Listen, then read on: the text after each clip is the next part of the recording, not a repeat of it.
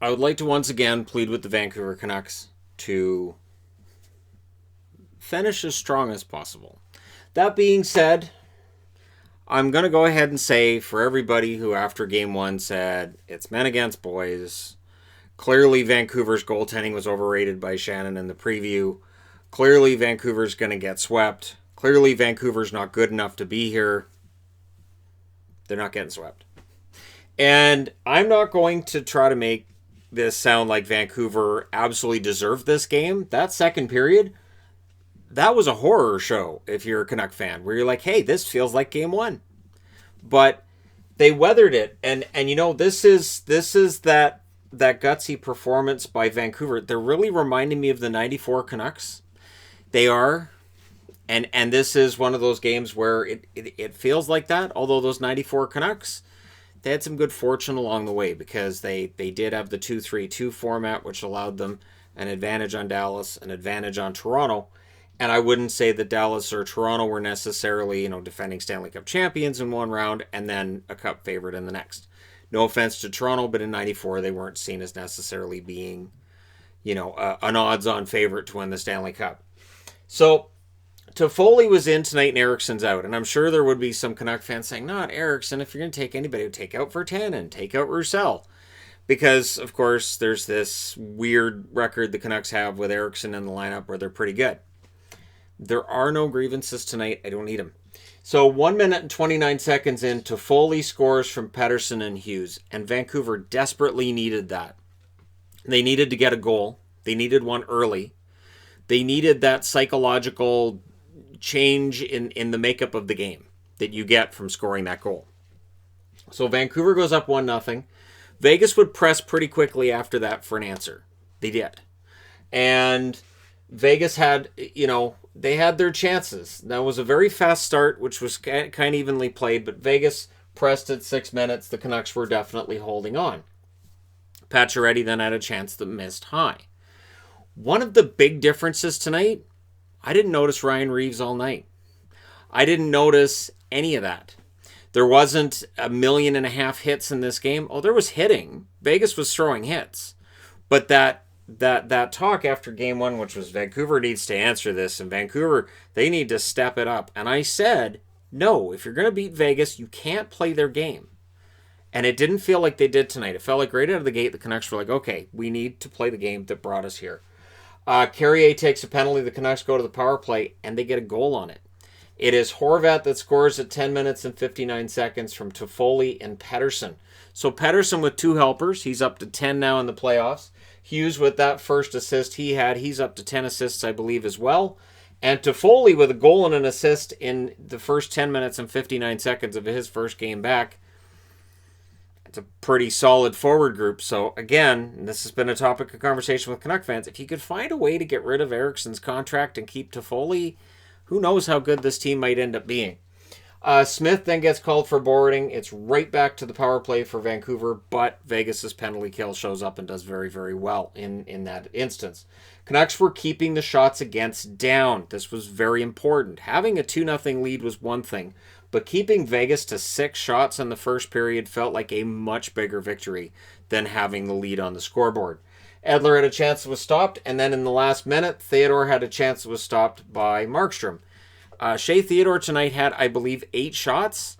He had a pretty good game. Vancouver's having a hard time containing him. We'll see how that continues throughout this series, but we go to the second with Vancouver in a 2-0 lead. Miller in the first minute takes a hooking call. First minute, JT Miller's in the box. Vegas power play. Again, Markstrom denies Theodore, and there was a 3-on-1 shorthanded. Tanev ends up with a shot that was saved. But despite that 3-on-1 shorthanded, it was a much better start to the period for Vegas. And the shots were 8-1 4 minutes into that second period. Yeah, Vegas starts just absolutely owning the puck. And I kind of had this feeling like, okay, the tide's turning. Vancouver's going to need to answer here. The Canucks got a good chance at 5 minutes. And then a lob pass by Shea Theodore. Past the Canucks blue liners. Roy gets it, puts it to Tuck. Tuck scores at 6 minutes and 34 seconds. That makes it 2-1. Those lob passes, I've been seeing a lot of them in the playoffs. And it feels like in some series we're seeing them quite a bit, and it seems like Vegas is doing that a lot. Vancouver's been doing it as well, though. And then there's the play that could have turned the game. Brock Besser gets called for a delay of game, a puck that clearly hit the glass. It hit the glass before it went out, and Besser wasn't happy. It's definitely, that's not a delay of game, but they call it, and it's not reviewable. This is not a reviewable penalty.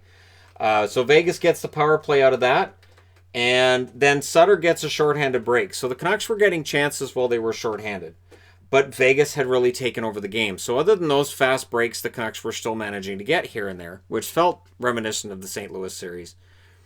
Vegas had taken over this game, and now they're only down 2-1. The shot attempts heavily favored Vegas. At one point, it was 24-6 in that second period. Yeah, it was definitely Vegas's period. And they were definitely, that lead was on some thin ice for the Canucks. Heavy pressure, Markstrom holds it. Pettersson then would hit the crossbar. So again, when Vancouver's getting those chances, they're pretty good chances. And it's a crossbar for Pettersson there. And the Canucks then had a 3-on-1 that fizzled out, and Vegas goes right down the ice and fires back. Leonard then stopped a late chance from Horvat, but with 1:25 left in the second period, it is Elias Pettersson with his third point of the game and his first goal from Edler and Toffoli. Tyler Toffoli with his third point of the game. This is that experience Toffoli brings in from the Kings. This is the one of the reasons, too, why I agree that if they're able to keep Toffoli and Besser, I like the keep of both players. I do hope it happens, but I would lean towards Besser because he's a younger player, but that's me. So if you're going to come out of tonight saying, hey, you're crazy for arguing Besser over Toffoli, I cannot use tonight's game as an argument against that. I can just say, I enjoyed this. This was an enjoyable game for me, especially after what we saw in the last one. And that Pettersson goal, that was an absolutely filthy move in on Leonard. You might be able to argue that not all of Leonard's goals were fantastic, but that was fantastic for Vancouver. Markstrom then robbed William Karlsson in the last minute. So Vancouver's up 3-1 after two periods. And this is key because Vancouver gets outshot really, really badly in the second period, and yet they're still 2 goals ahead at the end of the second period. My guess is in the locker room, they said, boys, we can steal this. We just need to come out, play a good 20 minutes. We didn't play well in the second. We need to play better in the third, and we've got the win. 18 seconds in, Edler to Besser. Besser across to Horvat, and Horvat puts it in the net. That's his second goal of the game, his 8th of the playoffs. He's leading the playoffs in goals with 8. It's as bizarre to me as anybody else. But the pass was great and the goal was great. So those are 2 really nice goals for Vancouver there that, again, I don't think you can put on Leonard. But that being said, Leonard won't start game 3. So if you're a Vegas fan and you're like, I don't know, we should go to Fleury. At this point you can go to Fleury. And this is the right time to do it, is for a change in momentum, a change of look for Vancouver. And, he allowed 4 goals tonight. So, yeah, I'm not going to argue that now you don't put Leonard in for the next game. Carrier then gets called for a trip. The Canucks go to a power play. Toffoli had a between-the-legs shot that was stopped. If that had gone in, that would have been on every highlight reel everywhere. Vegas penalty kill holds. And again, I say in the notes even, Leonard unlikely for game 3. Despite, I don't think he had much of a chance on, I'll say, 3 of the 4 goals. Not even the Toffoli goal. How is he going to stop that one? That was a cross-crease pass. But again, I would think that Leonard's not going to be the starter in the next game. Edler then takes a penalty. Vegas gets a power play, and they got that through heavy pressure. This is where the nerves kick in, because I've watched enough games this year to know Vegas is capable of scoring 3 goals. They are capable of scoring 3 goals in rapid fashion.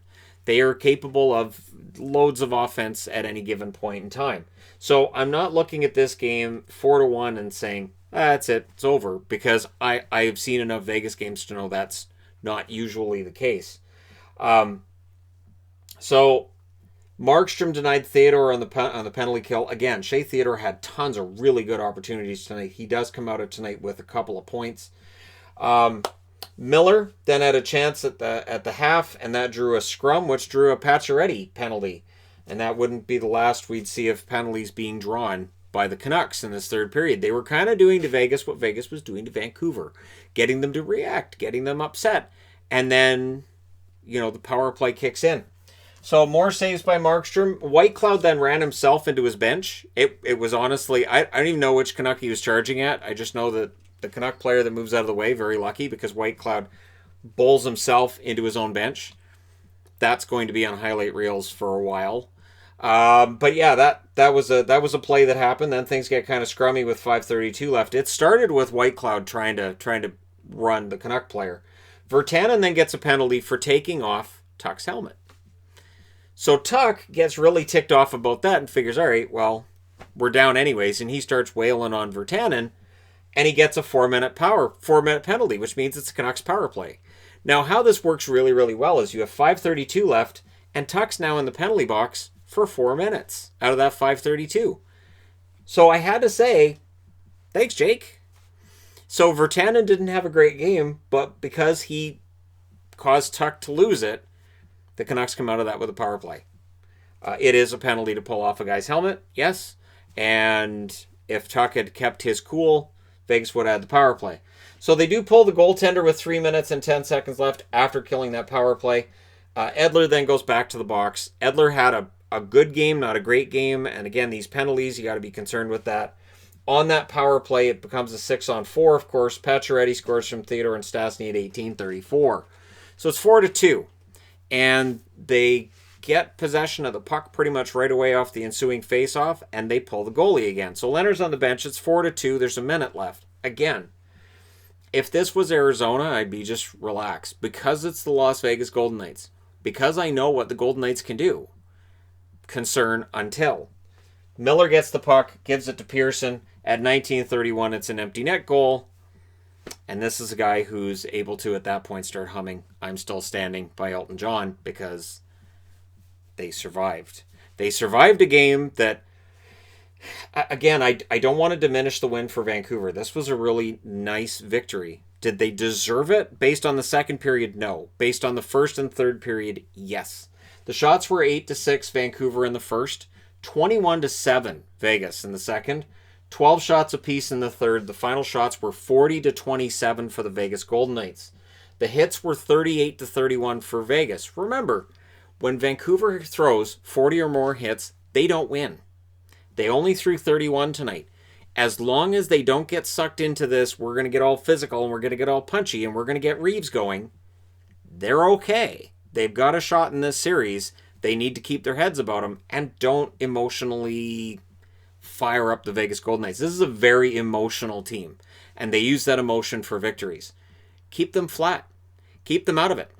Third period, when they finally started getting frustrated, they were getting frustrated because they were down 4-1. This was a Vegas team that was just frustrated at the scoreboard. It wasn't necessarily the Vancouver Canucks. And of course, there was a little bit of needling towards the end by Virtanen there. But, all right.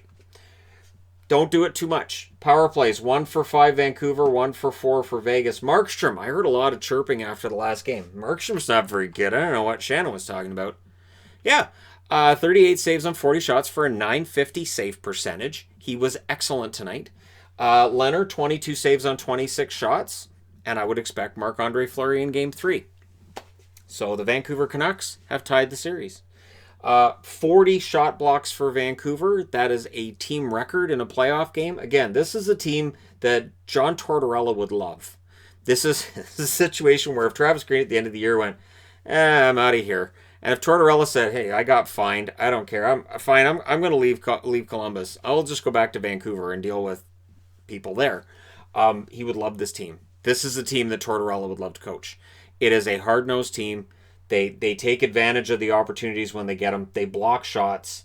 They can play a little bit physical, but not too much. This, again, as long as they're not going overboard and getting those 45, 50 hits, they have a good chance of winning games.